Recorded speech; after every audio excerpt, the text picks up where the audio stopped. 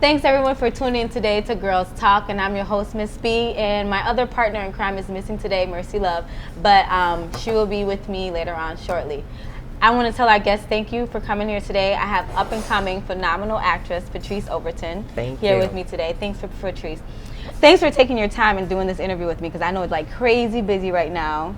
Yes, it absolutely is. And you are just truly blessed. You have a wonderful story. But before I get into that, thanks for bringing this good weather you brought with you. Yes. Oh, my gosh. It's so nice in Phoenix. I'm just glad that it's, you know, I expected for Minnesota to have more snow than it does now. Yes. Oh, no. We're melting away. Yes. You know. Yes. It's like 47. Your big day is coming here up in a couple days. You're going to be debuting and viewing your stuff and showing it to Minnesota. The world's going to be seeing it, but we're going to get a special private viewing. And we'll get more into that. But you know, your story, like I said, is something like a Cinderella story. Well, let's start from your humble beginnings. During your junior high year, you had years of somewhat like homelessness. Yeah. Tell us a little bit more about that.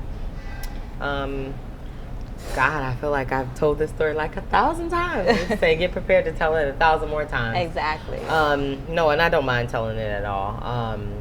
When I was 13, my mom, she was really abusing drugs at that time. Wow. You know, and she had started, I think, maybe 2 or 3 years prior to that. Okay. So at 13 was the peak of it, where it just like. And how did you know about this abuse? Like, well, it was around me. You woke up one day and you just seen it, and woke up one day, just I could just tell something was different, because we went from having to lack.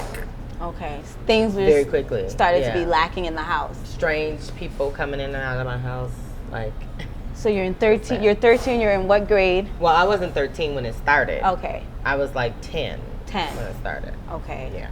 So it's been going on for some time now, some years, and then at 13, you become homeless. You lose it off because she just left. Like she just like, wow, I'm leaving, and she left. So you guys woke up and mom was gone. I don't know if we woke up and she was gone, or we came home and she was gone. But the way I remember it, I think we had all come home from school one day, and she had just packed up everything. And who's like, we all?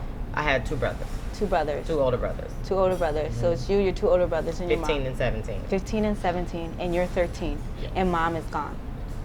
Peace out. So what do you do? We stayed in the apartment that we were in until they had like evicted us. Did they realize they were evicting kids, or? No, because we didn't. It ain't like we went to the rental office and told people that your mom she left. We just was like, okay, we got a few days to figure it out, and they put a note on there saying which day they were coming, so we knew when we had to be out by. Okay. And so we lived in. So you leave the apartment that your mom left you guys in. Yeah. You were evicted. Where do you live? Where do you go? Honestly, probably about 8 or 9 other apartments within that complex, or within that building. That probably had 32 units, maybe. Mm-hmm. So you just went to other apartments that were open? That were open, that people lived in. I mean, there were neighbors who were helping us out. Okay. So, like, immediately I went to the young lady down on the first floor she's like a godmom to me. Okay. And her daughter were in the same grade. And we went to the same school. So when she found out what happened, you know, I was just like, you know, please don't tell anybody. And so she tried to convince me, like, you probably should say something. I was like, I'm not really trying to say something. I don't really want to be in the foster care system. I'm not really trying to live life like that. So your big brothers take on the responsibility? No. So I wound up living with her, and then my big brother wound up going to Burnsville, and then my other brother was addicted to crack cocaine himself. Wow. And so he was panhandling and living amongst the neighborhood. And all this time, what Patrice is living with family, or I mean living with friends, a friend's mom, you're still going to school. Yeah. Going to school every day and nobody knows. No. And getting straight A's. Wow. So by that. You're dealing with homelessness on one end, but then you're at school, just being Patrice, a 13-year-old junior high, going on. I felt free. Wow. I felt like it was such an intense situation, living under those circumstances for 3 years every single day, and then you realize homelessness isn't so bad because better you don't than the situation that you were in. Absolutely. Coming home to a mom who's an addict. So for how long do you live like this? Probably until I was about 14. I wound up moving in with my older brother because now he's 19. Okay. Or he's 18. And he wound up getting a place downtown on Franklin and Park. Okay. In 96. So imagine Franklin and Park in 96. In Minnesota in 1996. Yeah. So they were financing him. And you're still going to school. They were financing him an apartment, and it was just a studio. He was just like, well, at least you be with me every day, I mean, you can, but I had to catch the bus, an hour and a half to school every day, there and back. And all this is going on. You're staying strong. You're going to school. You're living life as normal. But here it is, your home life, the dynamics there is just like crazy. It's just all over the place. Yeah. So eventually life works out with your brother. Yeah. Okay. You get passionate about something in school. Theater. Exactly. So what happened with theater in school? I think the first time I really thought I wanted to do it was in 8th grade. But like I was excited that like I said, all this stuff is going on. I'm in and out of apartments, don't know where next meals are coming from. But I go to school and I feel like, okay, this is a time where I feel safe, and then where I can just really explore what I want to do. And so they were doing a play. They were doing The Wiz. Okay. And I was like, there was this girl I really admire, and she probably doesn't even know it, but she was Michael Jackson in The Wiz. So now she knows. But I was just like, oh my gosh, she looked like she had so much fun and expressing herself. So I wanted to be a part of that, and so I was able to be the queen's assistant. The one that sits on the throne, and the mean old witch, or whatever she was called. Did you find this an opportunity to be able to escape that life? Absolutely. To escape with all the stuff that's going on outside? Absolutely. And then take on another personality, be something else. Yes. And just think in a different reality for a little bit. Just get lost in that. Yeah. So you did the school play. You're probably exceptional at it. You know what? It was the first time I ever took such a minimal role. It was so serious. I did everything I could. I had the shiniest jacket so that people would notice me. I smiled as bright as I could. I did all these silly, crazy dances so that people would laugh. And I didn't even have very many lines. Yeah. I just wanted people to be, I just wanted people to say, it's okay for you to be whoever you are right now. You know what I mean? And not anybody judge the situation or anybody. I just wanted people to make me feel like I was just like them. I didn't want other people to. At some point in time, do you feel like you get that, you do that, you're great at it, you love it, you find this new passion for something. But at some point, do you feel like you're kind of masquerading the pain and you're hiding it and you're not dealing with it, and then that could probably just end up to build up inside of you? I don't think it was pain. I think the pain stopped when I got out of that situation. When you got out of that situation. It no longer felt like pain. It felt like now I really can be free, and I really don't have to shelter or bottle in who I am as a very grown 13-year-old. Because I was not your average 13-year-old. Anytime you can navigate from Brooklyn Park to the south side of Minneapolis and figure out what you're going to eat and where you're going to live. No 13-year-old. I don't think I had ever taken even public transportation at that time, let alone to be handling everything that you handled. You were really a champion. So times go by. By this time, do you fix your relationship somehow with your mom? Do you locate her? Do you find her? No. So from junior high all through high school, you graduate. At some point, like when I was 13, she was still around. Like I remember her, like maybe when I was in the summer, so I was 14. Like the next summer, I think, or sometime in there, she may have popped back up for like a week. Okay. Or something like that. But it was a really brief time. Okay. But other than that, I mean, she's always been distant. She's always been distant. Okay. So you managed to survive that. Absolutely. Yes, I mean, that took a lot of strength. You discovered strengths about yourself that you didn't even know that you had. You graduate from high school. Yes. Okay. And what did you decide you want to be right after high school? You know what? I didn't know. When I first got to high school, I didn't know. Or college, I didn't know. I got there, and my mom and dad thought I was like a teacher. Okay. So they were like, oh, you should take teaching courses. And so my mom went to orientation with me. This is, I got adopted and all that stuff. I mean, there's more of the story behind, all this other crazy stuff. But, okay. But anyway, so my mom, she went to orientation with me. Your so adopted parents. My adopted parents. And then she was just like, okay, you look through this, pamphlet and see what you want to take. So I was like, I have to take a class out of this. And she's like, yeah. So I checked that one. I got to take one out of it. Oh, man, And so then I get to like the elective. And then I saw these theater classes. I said, ooh, I should take acting 1, just to see. And my mom was just like, So that spark is still there. Yeah. It's still resonating on you. Yes. And you decide, I'm going to go into that. Is that what you pursued in college? Yes. You did. So you did theater as a major. I have a witness right here. Did you come to a play, Albert?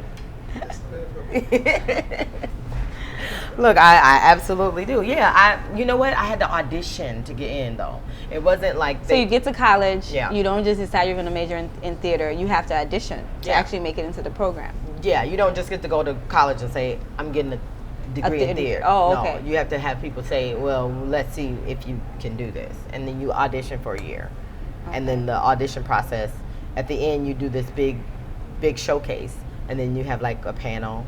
And then they all talk about your strengths and your weaknesses. They will only accept you into the school if they feel that after you graduate, you can make a living doing it. Okay. So what was the audition like? I was the only black person in the whole school. What school was this at? UMD. Okay. So I was in School of Fine Arts. There were no black people. So you think you got in based on diversity? No, I think I got in just because I think it was they were looking for something fresh. They were looking for something that was going to be challenging and different. And like I wasn't looking to like bend or buckle. Like I had been asked on several occasions if how do I think that they would be able to cater to me as an African American. You don't look like the type of person that conforms. Not at this stage in my life, I don't. But back then you did. I mean, back then I think I questioned it, and then now versus now, I think if that's just what I believe, that's just what I stand on. Okay. So you get to UMD. Yeah. You are a theater major. Yep. You graduate from college. Are you acting? No. Do you hit LA? No. No Broadway? No. No plays? Nothing. Wow. So what are you doing with your theater degree? Nothing. For how long you did nothing? Almost 10 years. 10 years goes by where you're 14, you do the whiz, you get the acting bug, you decide to go to college. Wait a minute, I did theater in 9th grade. I did Night of the Pterodactyls. Okay. I did theater in 10th grade. Oh, you did theater all through? I did theater in 11th grade. I did theater in 12th grade. Yeah. And then you get to college. And I get to college, I do theater for 5 more years. And then you graduate. And then I graduate, and then I had a relationship, and he said, I don't think that you would be really good. You met a guy. Well, I had a guy in high school, or in college. College. And he didn't think that I would be good at it. And so I believed him. Wow. He thought you wouldn't be good at acting. He said he didn't think that I would move to LA what were you doing? And do good. So he said, I think it's good that you get a job. And you got a job. Well, yeah. Well, he said he thought it would be better if I was a stay-at-home mom. And I was like, yeah, And for 10 years, you believed what he told you? I just didn't. I was looking for myself. I said I had spent the last 11 years of my life in a relationship. 5 with one person, 6 with another person. So I was looking for myself. And it's hard to do that when you're attached to somebody else. Okay. All the time. And in the midst of looking for yourself, you become a mom. Yes. And I'm sure that plays into your decisions. Yes. How is your relationship with your mother by this time? We know where each other is. Okay. I think we have each other's number. You just know where each other is, but you're not in communication, no contact. It depends on what's going on in life. Does this affect your relationship now with your child? No, absolutely not. So you become a mom, what you went through with your mother, you know where each other is, and it doesn't play anything of how you are with your son. It does. I mean, it doesn't. Not in a negative way. Okay. It just helps me.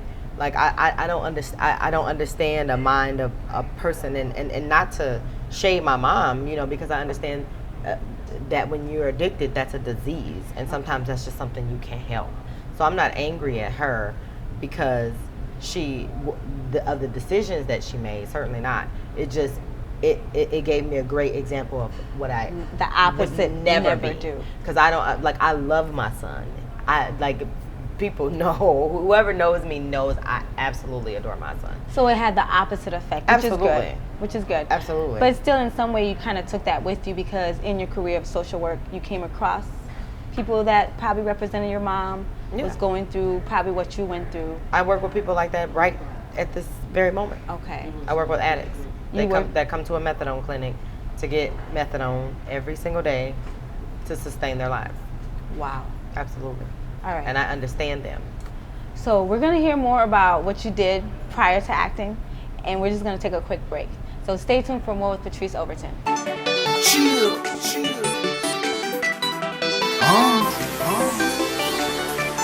Smart Street. Bottles about to be up, doors about to come down. Shorty down for that lick, look, she like the way I get down. Got that DJ bump in my sound, got DJ bump in my sound, got that DJ bump in my sound, got DJ bump in my sound. Bottles about to be up, doors about to come down. Shorty down for that lick, look, she like the way I get down. Got that DJ bump in my sound, got DJ bump in my sound, got that DJ bump in my sound, got that DJ bump in my sound.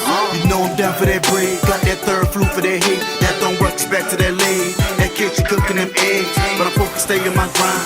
My swag's blowing up mine. Shorty said she down for that dick. Yes, I'm about to dig it, that's fine. In the club, we flexing one time. VIP's about to go down. Tell the wait you come with them trays. Outside chopping on blades. Down south we ride with them K's. Tell your party chill with that hate. All in one, we down for that cake. Smoke that loud down to get baked. Carolina up the PA.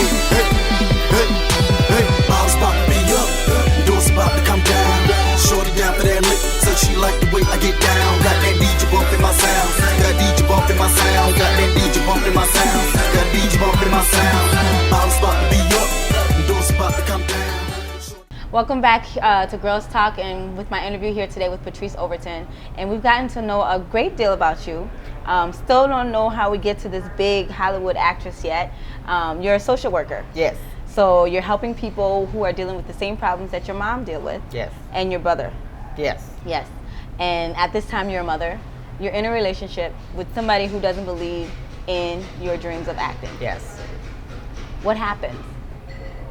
I chose something else. You continue to do the social work life. Yes. Continue to I raise got a your, master's degree in social work. went and got a master's degree. I was like, okay, well, we're going to do social work then, since I can't do that. So you and this person, are you guys still together? No.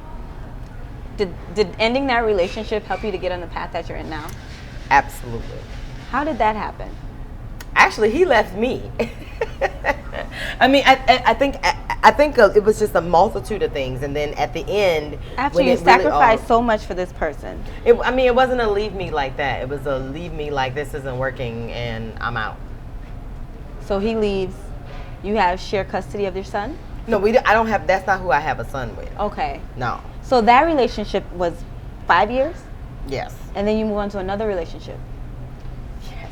and you don't But share. it was 2 years. Okay. So that you went don't by. share this acting passion with this next relationship. It doesn't come up. You don't discuss it. I didn't know him. Okay. I think I had known him probably, maybe. I knew him less than a year before we had a child. Oh. Okay. So you guys have this son, Yeah. and you continue to be together for how long? We didn't. When my son was born, we were done. By the time the baby came into, you guys were done. The relationship was over. Done. So now you find yourself, you're really a single mother, Yeah. raising your son. Well, we're still living in the same house. How long? A year. The relationship ended and you guys continued to live in the same roof for a year. I'm sorry. Where am I going with a newborn baby? You move out. And he was like, well, I'm not moving. Well, I guess we just going to be one good, happy family until somebody decides to move out. I mean, my focus was on raising my son. It wasn't on what is my life going to be outside of this place, because I didn't really care about anything else. Wow. So, yeah, we stayed in the same house, terrorizing each other. For a year. For a whole year. But you know what? Honestly, most days it was about my son. Okay. So finally a year goes by and somebody decides I'm done. Yes. Or is it just the lease was up? No. He still lives there. Okay, he still lives there. I got out. You finally decided I'm done. Do you think within that year you were still trying to make it work? Absolutely. Okay. Was he trying? I think I don't know, to be honest. I think we were so disconnected. I put it like this. I was open to it working. Okay. I should say that. I wouldn't say that I was trying. I wasn't doing anything to make it work. I was open to if it was going to work out. Okay. But I wasn't doing anything to make it work. So what I like about your story, and I found to be different, and it's not the norm, is that you leave, but you decide to let him raise your son. Well, I took my son with me originally. Okay. Mm-hmm. And then we decided that we were going to be co-parents. But okay. I moved to Minnesota, though. I came back here. And his dad still lived in St. Louis. Okay. So how did that work? You just make it work. You say you have to drive 8.5 hours, or you have to get on a plane, or you have to come get your child. So he gets him sometimes, some months in the year. You get him some months in the year. 6 months. Okay, so you guys split it up 6 months. So you're back in Minnesota, and you still want to be an actress. Yeah. Those feelings start to come back up? No, they didn't. Okay, so you're in Minnesota for how long before the acting bug comes again? I broke my leg in March 4th, 2013. Oh, wow. What happened? I slipped and fell on some ice. You slipped? It's not even an interesting You're story. not a Minnesotan until you fall on some ice, and break your leg. And break your leg. In real life. Okay. Yeah, I broke my leg. And then you broke your leg, so you're not working. So the doctor says you might as well get real comfortable with yourself and your house, because you're going to be there for the next 4 months. 4 months? Oh, Jesus. I mean, I was devastated. I was like, what am I going to do? Here's a lady who works 2 full-time jobs. My son is in St. Louis with his dad. What am I going to do? You want me to sit down and do what? Think? What am I supposed to do for every day for 4 months? And so I just sat there. And so after about a month, I wouldn't even pray. Did a state of depression enter in? I wouldn't say it was depression. I just think I for the first time in a long time, I was lost. I didn't know which. I was like, oh my God, how am I ever going to recover from this? It was devastating. 4 months. So you're sitting at home. A month goes by, and he's like, no, I got to kick this. What I was saying I was like, why in the world would I break my leg? I was talking to somebody, and I was like actually talking to somebody? Yeah, there was somebody at my house. Okay. And I was just like, this is the silliest thing that could ever happen. Like, I'm doing so well. Like, why would this happen? And my friend was just like, and I was like, I mean, that's just stupid. Who breaks a leg? And then my friend looks at me and she says, well, isn't that what they tell actors? And then a light, everything just started racing toward me. So somebody says, yes, people do. You tell them, go break a leg. Well, you don't mean it literally, but it's a kind of a pep talk you give actors. It's a coin phrase. Yeah. Go break a leg, and then it just hit on you. It just hit me like a ton of bricks. I was like, wait, what did you just say? Like, and then I sat there, so this month without praying, I was like, are you trying to tell me something? And it just was, and in that instant, that was March 3rd, 2013. Mm-hmm. By March 16th, 2014, so a little after a year later, I was auditioning for Tyler Perry. Wow. Yeah. So in 8th grade, you realize this is what I want to do. It gets a little bit derailed, and then you get an epiphany when you break your leg. Yes. And next thing you're doing is you're auditioning for Tyler Perry. So tell us how that journey happens. The journey to this moment, where in a couple days you will be debuting. I know, right? On the Have and Have Nots. I know. My mom, she, like I said, we've had this very on and off. Your biological mother. My biological mom. Yep. We've had this very on and off relationship. So one day out of the blue, she called me, and she said, hey, you know, how's it going? I hadn't spoke to her in quite some time, and I'm like, I'm good. You know, how's it going? And she's like, good. She's like, I have something to tell you. And she's like, are you someplace you can talk? And I was like, well, hold on a second. You know, I'm thinking, she's like, about to tell me somebody died. Like, Lord, don't, you know. And so I was like, okay, you know, should I sit down? Or should I sit down? And she says, she was like, have you ever thought about auditioning for Tyler Perry? And what's crazy is, I don't know if you know or remember Tamatha Lene. I don't know how you don't know her. I know her. But I reached out to her after, like, my leg wasn't even fully, this was like 4 months after I had this epiphany. Because then I started working on rehab, and I was like, okay, I need to start walking. I'm supposed to be in Hollywood, and I need to get there. Exactly. You know what I mean? So I was just like pushing myself to get better. So in the process of my recovery, I reached out to her. And I went to high school with her just for a brief moment, but I remember her always being so sweet and just willing and open. She just seemed like somebody that I could talk to about this, you know, situation. And so I said to Martha, I think I want to act again.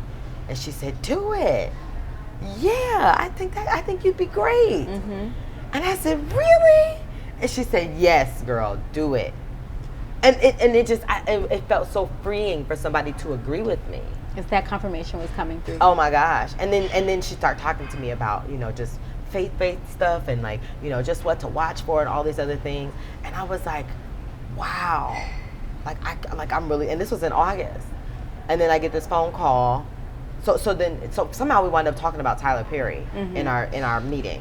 And so then every time it came to me, it was just in a way that I couldn't connect to it. It was like, if you enter your t-shirt into this drawing, you pull a t-shirt randomly, and you might be selected to be a host on his new such and such. Okay. And then another one came like, oh, well, he's auditioning, but it's in Atlanta, and it's 50,000 people expected to show up. You know, just crazy stuff, you know. So I was just like, okay, I when the moment comes, I'll know it. You'll know it. Because Tamatha told me I would. She was like, just trust yourself. When it's right, you'll know it's right. And so then I sat in back and I waited, and I get this phone call from my mom, and she says, what are you still acting? And I said, well, why do you ask me that? And she said, because I'm driving a taxi cab. She's in St. Louis, and they're advertising the Tom Joyner in the morning, the Tom Joyner Fantastic Voyage trip. And they're saying how Tyler Perry is hosting open calls on this cruise. So he's going to be on the cruise. He's going to be casting people. He's going to be auditioning people. Auditions. And my mom said, I don't know what you're doing, but I think you should go. And I was like, wait, what? And I was like, well, how much is it? She was like, $4,000. I was like, okay, well, I don't have She's like, oh, I'm paying for you to go. Wow. I was like, so your biological mother, who you've had this kind of on and off and on relationship with, you know, things have been hanging in the balance. And basically she's your final confirmation, like, this is what I need to do. And she's going to support that. So she buys you a $4,000 ticket to go on a cruise. Wow, moms. Can we give mom a high five? Yes, we can. I guess it's a kind of a payback for all those years, you know. So you end up on the cruise, the Tom Joyner's Voyage. And it's a celebrity cruise. I didn't know that. Oh. So I got there and I was like, Mom, I think I just seen Shantae Moore. Like, am I tripping? The singer. And she walked past me. I was like, Mom, I'm telling you that. I was like, oh my God, Mom. So you're starstruck. You're seeing all these people. That's Kid from Kid and Play. I was like, what is this a look-alike? What am I on? And so I started seeing people, and I'm like, and then the freakiest thing happened to me. Mystical comes up behind me, and he grabs me. And when you turn around and you're Patrice Overton, the person you want to see is not Mystical. That is not without warning. No. So I turn around and I'm like, oh my, and I just like screamed in this man's face, like, oh my God! Were you thinking about the breath? You know, I was like, I grew up on you. You was my era, like, you know, like, oh my goodness, like, I wasn't expecting that. So I was asking people, and they're like, well, yeah, it's a celebrity cruise. I'm like, it is. And they're like, yeah, people been performing every day. I'm like, I've been missing the performances because you get there and you're just in your room. I mean, I'm just in your focus zone. So that day comes. The audition. I didn't even actually have an audition. I didn't have a slot. Okay. My mom forgot to register me. Oh, so wow. when we got down there, they were like, well, the audition poll was closed. And so my What? mom was like, well, and I was like, no. This can't be happening. This is You what I don't came even on this trip for. I understand. didn't come here just to meet You these didn't celebrities. understand. I didn't. God sent me here. Y'all gonna figure that out. That ain't my business. Oh my goodness. Yeah. So they worked it out. Well, they put me on a waiting list. And so the last day of auditions, the young lady says, well, go up there really early and then talk to the lady, tell her you're on the waiting list, and tell them if they have any room left at the end of the day if they would audition you. And so I said, okay. So I went up there the next day, waited on the deck for the young lady. She came by, and then she said, are you here for the audition? And I was like, well, yeah, see, that's the thing. I don't have an audition spot. My mom, she forgot to register me. I didn't know there was a registration process. Mm-hmm. And so when I got here, she put us on a waiting list, and she said, if you got, told her the whole story. And so then she was like, what's your name? And I gave her my name, and she left, and she came back, and she was like, you can be first. Wow. He who comes last comes first. Girl, you better say And that. we'll get more into that story. We're going to take a short break, and there's more to come with Patrice Overton. Naître est un don, vivre est une charge, mourir est une obligation. L'amitié est un choix. Je te choisis, ami.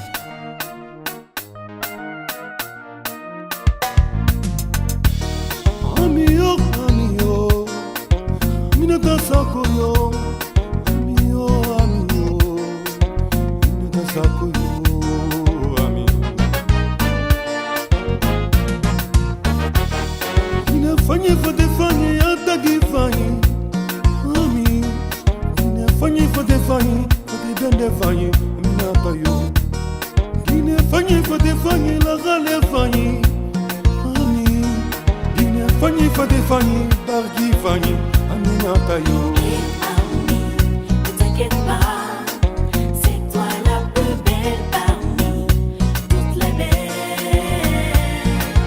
Et ami, ne t'inquiète pas, c'est toi la plus belle parmi toutes les belles. Kine Fanny Yelena, Remokobi Nana, Yayo. Fanye Yelena, Kheme Kobi Nana, Aminata yo. Alera utanga Kheme Kobi ma, Kheme Kobi da yuge ma. Alera tanga Kheme Kobi ma, Kheme Kobi da yuge ma. Yuge Kobi, Kheme Kobi ya, Kheme Kobi yuge Kobi. Amini enfama ya, Musa Karuikana, Hey Maswara. Amini enfama ya, Musa Karuikana. Hey Maswara. Welcome back to Girls Talk with your host, Miss B. Here again with Patrice Overton. And you was just at a remarkable turning point in your story. Here it is. You go on this cruise. Your mom pays for this expensive cruise. You're going to go audition. She forgets to register you. Last day of the auditions, you're on a waiting list. You get there and you end up first. Wow. He who comes last comes first. So you nail it. What is it like? The lady said, I went in there, and the lady said, now first of all, I'm uncomfortable because there's one camera like this, right? And you've got this is your frame. Mm-hmm. Okay? So if I'm doing this, that's not my frame. So I'm like, oh my God, how am I gonna like talk? I talk with my hands. How am I gonna do this? So then I said, well, it would be a total distraction to have the piece of paper in my hand. I was already off book, so I already knew all my lines. Mm-hmm. So the lady was just like, yeah, so if you could just keep your paper out of frame. And I was like, oh no, I don't need my picture, my paper. She was like you memorized that whole thing? I was like, yeah. She was like, oh, this is gonna be good. And she sat back and I said, oh, okay, people be coming in here with their paper, Jesus. So I wound up doing it, and then she was just like, we'll call you. And I was like, I don't know what that means. I don't know if that's good or bad. And of the 600 and some people they auditioned, they only called back 30 to audition for Tyler Perry. And I was one of those. So you go in there, you speak to a camera and a frame. Yeah. Basically. Yeah. Out of 600 people, you're one of the 30. Yeah. And the cool thing is on the actual day we were going to audition, we didn't know he was actually going to come and do it himself. We thought that he just had casting directors. People, yeah. So we found out the next day when we all got callbacks that we were going to be doing it in front of the cruise ship. They invited invited the crew and the celebrities. Oh no! To come and watch the auditions. But we got So who's in the audience, basically? Everybody. Anybody you can think of. Tom Joyner, I think he came to watch the auditions. I know for sure J. Anthony Brown was there. Melanie Camacho, she was on Pimpin' with Cat Williams. I think Kim Whitley even came to watch the auditions. I mean, whoever was on the ship, there was very few people that didn't come to watch. And so we got to be on the main stage where all these people have been performing all week. And that's where we're doing our auditions. And I was theater trained. And y'all gonna give me this platform to go up there where I'm most comfortable, because our camera, this is my frame, certainly not gonna help me. It's someone that gets to see me be expressive. Yeah. Someone gets to really see it all, and I leave it there.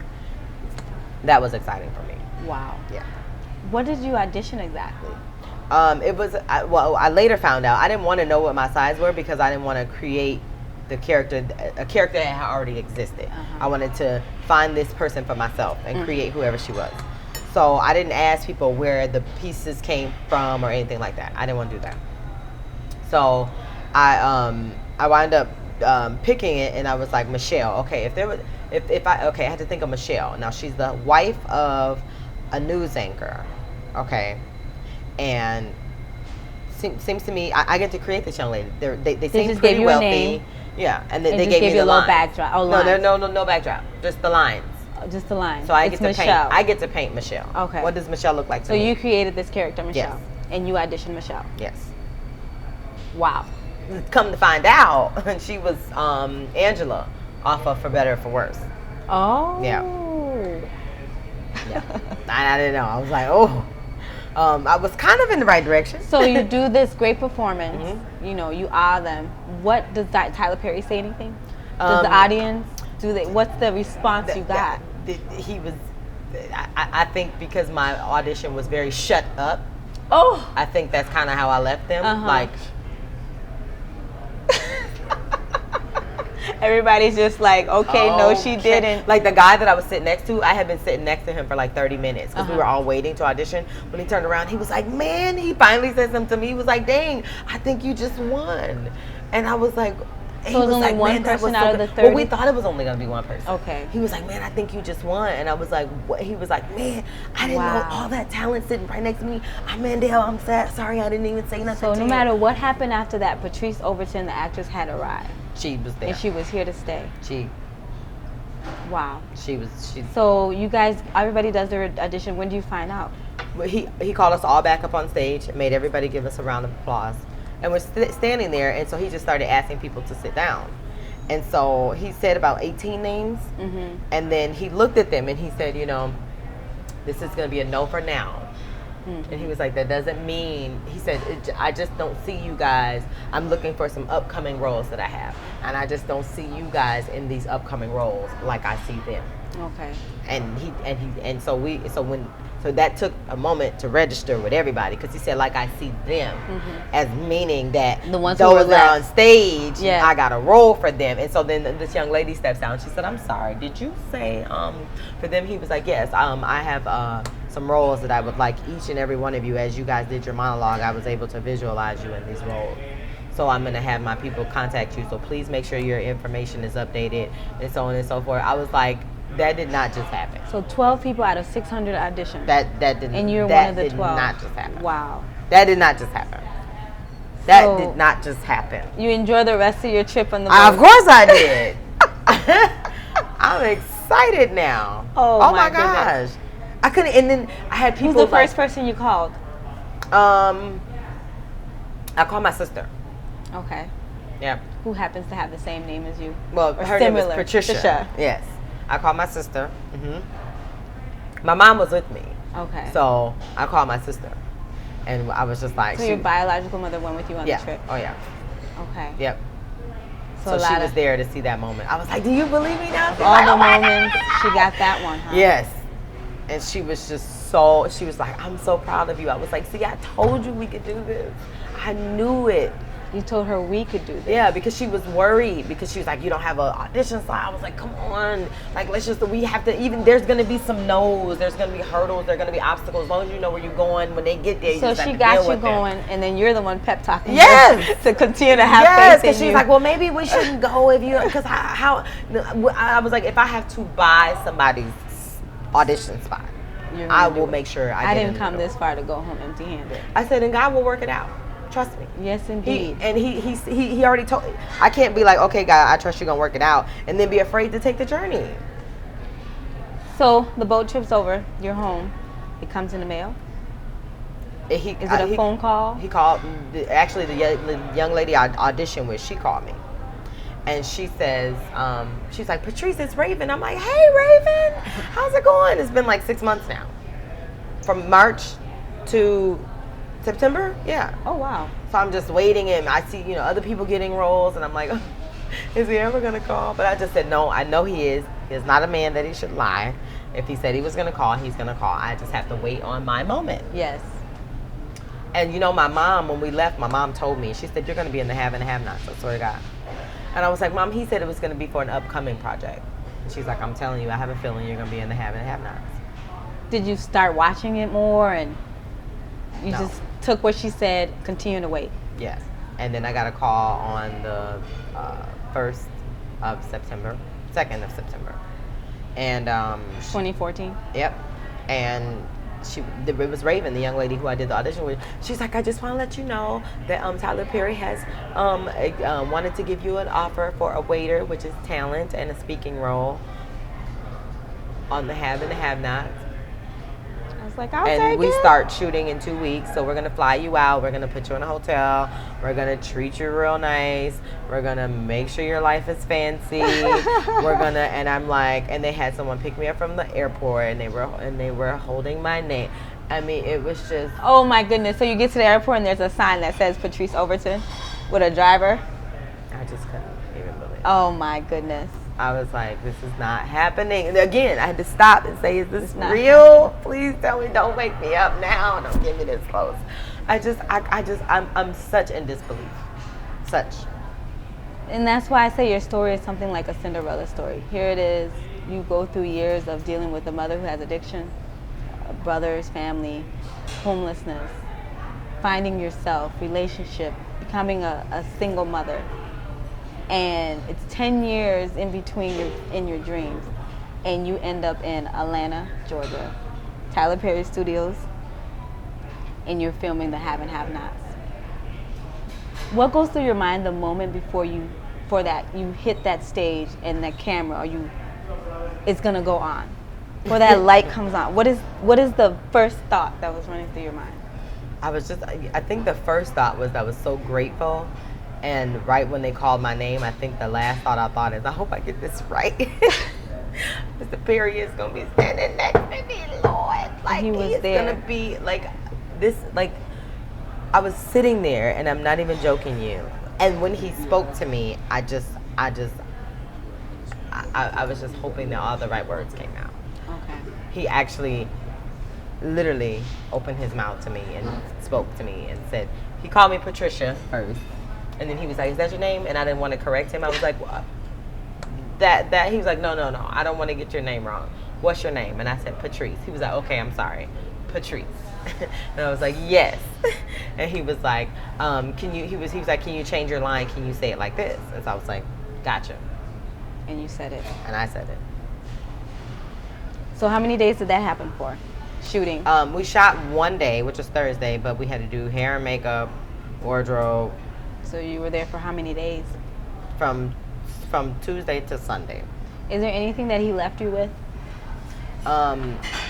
Because I know he's a man of giving advice. We see a lot of his advice, coming on his Facebook page. I didn't talk to him one-on-one. Okay. So I can't say that there was anything that he left me with personally. Mm-hmm. But what I can say he left me with professionally is, this is how you get people to do have a good work ethic, you do good by them. You do right by them. I mean, everything from meals to if you wanted water, if you needed a blanket, if the temperature was too hot, too cold. I mean, you would just have people that were there to serve you and give you everything that you needed to make sure that you can go out there and be the best when you start reporting. So, all right. Again, thank you so much for coming on Girls Talk today and doing this interview with me. I mean, there's so much more the world has yet to know and discover about Patrice.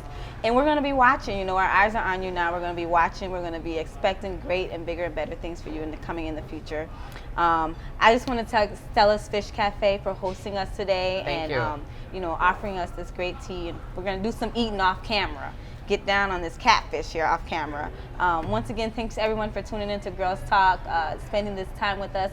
And check us out on our Facebook page, our Mercy and Miss B page, our StarNationTV.com page. Look out for more to come, more hot celebrities this season here on Girls Talk. And check in with you again next week. Hey Maswara Amini Hofamaya Musata Huikana Hey Maswara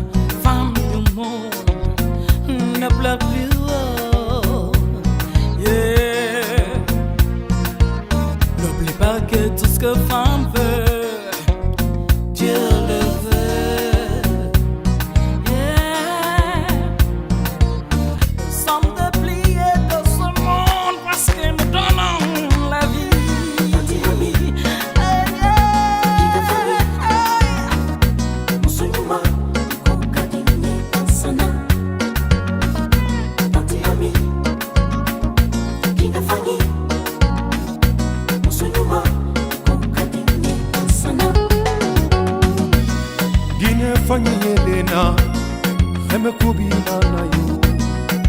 Oh, I'm your walk. Oh, oh.